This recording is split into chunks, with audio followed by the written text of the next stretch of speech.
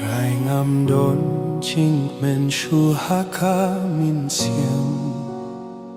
Ka do nu jong a ka shong ha jing ya fer Nga yed marwe haki linti jing yam Ki jing ya ro ped bah kim penim shu hinanga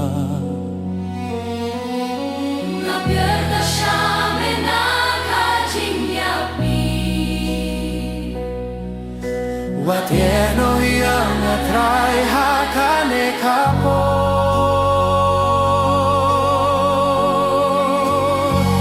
Trai ngam don jing men shu in re nga don yame Haka jing yam jong me long ka jing shai Wat la ka perte ka kintai tianga Ngatip jing yam jong a mes ngotu baro Ngam don jing men shu in re nga don jing yara Kakir men jong a ka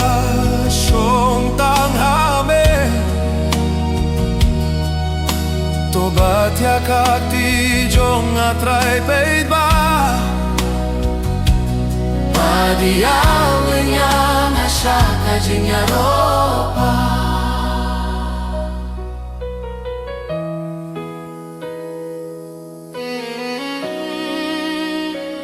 Kijing bakla jong akihiya pala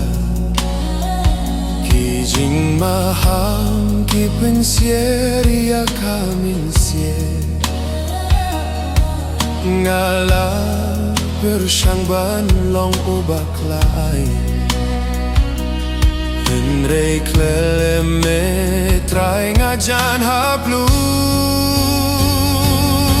Haka jing yam jong nga me la shong hajan Haka jing me sao me la long jing yape Kajing yap kam laban pen prayanga Namar kajing yejong me kaim juno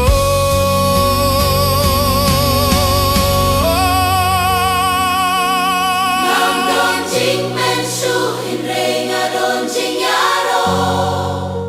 Wat haki jing yang in dem hame Ngaye no lutia ka jing ki jing kia Ha jing ying jong me Nga shem ka jing su ko Dai to ai jing ya per ya ka min siem jong a Topin mi jing pen to mai hanga